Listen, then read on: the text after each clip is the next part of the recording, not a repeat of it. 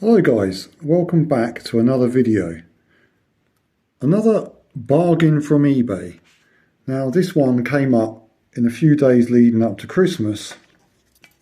I saw this come up and I put a bid on it, and the starting bid I think was 99p. Nobody else bidded on it and I won it. I didn't even realise I left the bid on it until I got the alert that I'd won it. Now it looked kind of interesting. It's obviously got some age to it, but the advert only had 2 photos and it was sold as spares or repairs. So once it arrived, it wasn't working. So what I did, I've given it a little bit of a polish up. It was looking worse than this, and it didn't have a strap. What I did to get it working is someone gave me a little tip that if you put some lighter fuel on the back plate, on the insides of the back plate, just a few drops, and then obviously put the back on, and then warm the watch up. But I've got a heated throw that you can put over you when you're sat on a couch. It's a fantastic thing, keeps you warm in the winter. It's all fleecy and lovely. And it occurred to me that's a great thing. I can put that on a heat setting and kind of wrap this up in it, and it'll get it nice and warm without getting it too hot. So I did that, and lo and behold, with a quick shake, it's working. It's been working for a couple of days and it's keeping pretty good time.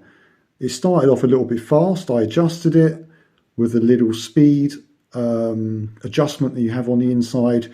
And now it's running a touch slow, so I'm going to adjust that back slightly, see if we can get it pretty much exact. Now, the interesting thing about this watch is it's a bit of a mystery. As you can see, it hasn't got a brand maker's name on the front there. Not only that, I mean, it's an automatic. It says 17 joules ink block, but I'll take the back off in a second and show you what it says around the back. This is the back of the watch before I remove the screw down back plate. It's saying that it's stainless steel, anti-magnetic, ink block, waterproof no less, Swiss made, automatic. So to get the back off one of these, you need one of these watch back removal tools, which you can purchase from eBay for a couple of pounds or so. I can't remember exactly how much I spent on that, but it wasn't more than £2–3. It's actually metal. And then you have this wheel in the middle, which locates these pins backwards and forwards until you get the right size to fit in your locating, what would you call these, locating lugs. And once you've got that the right size, you can then turn and twist the back off. Now I'm holding the phone in one hand, so I'm not really going to be able to show you me doing that. So let's just skip to the next part. So there you go, we got the back off.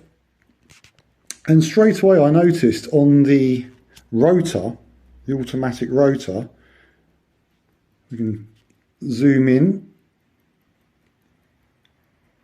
it says 25 joules, unadjusted Swiss, and it looks like a very nice movement.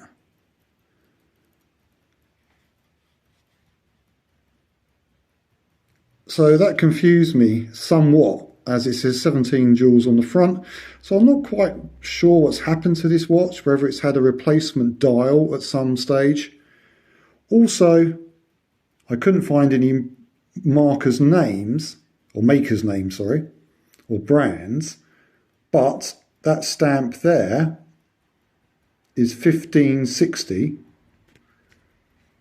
I'm sorry, with an F in front of it. So you have F with a little kind of insider stamped flower type emblem, 1560. That's the speed adjuster I was talking about on the balance wheel. You can see plus and minus there. and I just need to adjust that slightly. Yeah, so you can adjust this by moving the arm. Let me get my screwdriver in here. Okay, so by moving this arm this way, that will speed up the watch plus, and because it's running a little bit slow, it was running fast, so I adjusted it to a slower setting. So I now need to adjust it to the faster setting. And again, so by pushing this gently, this will, sorry about the focus, that will move the arrow there along by moving this. So I'll just set that.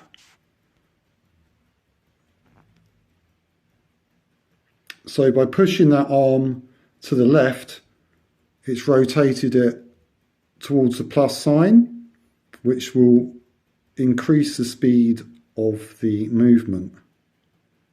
Not by much, but I was running a couple of minutes slow, so I'm hoping that will speed it up a little bit and balance it out and get a more accurate time.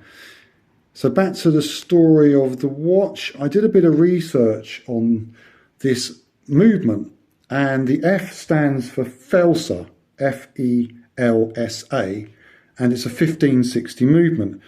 And I'm a novice to all this, but apparently this is quite a well-known movement, and it's actually used in some pretty nice watches. It can be found in Breitling watches. So I had a little bit of fun with the title. Yes, I know it's not a Breitling, but it's got a Breitling movement, or at least a movement that has been used in Breitlings, because I still don't know what watch this is.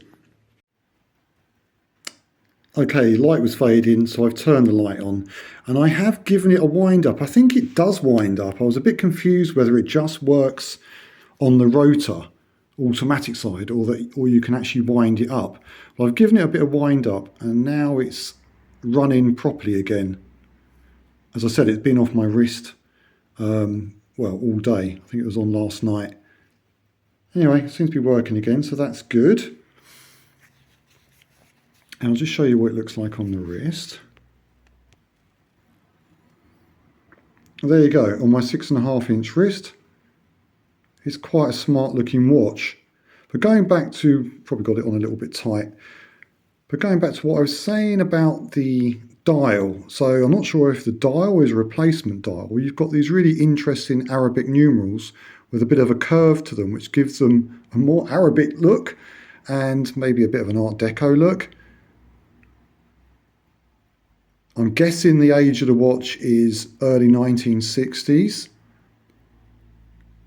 The hands themselves are gold with some green fluorescence on them. But if you look carefully, the hour hand has a little bit of a bend near the end. So it makes me wonder if it's had replacement dial and maybe replacement hands, or do the hour hands always bend at the end? I'm not quite sure. I like the red second hand. It gives it a little bit of a military look, but I'm not sure military issue watches would be gold plated. I would imagine they would be more stainless steel or chrome. But it's certainly an interesting watch with very nice patina, and the movement is good quality. Not bad for 99p. I mean, the postage was £4, so it wasn't for nothing.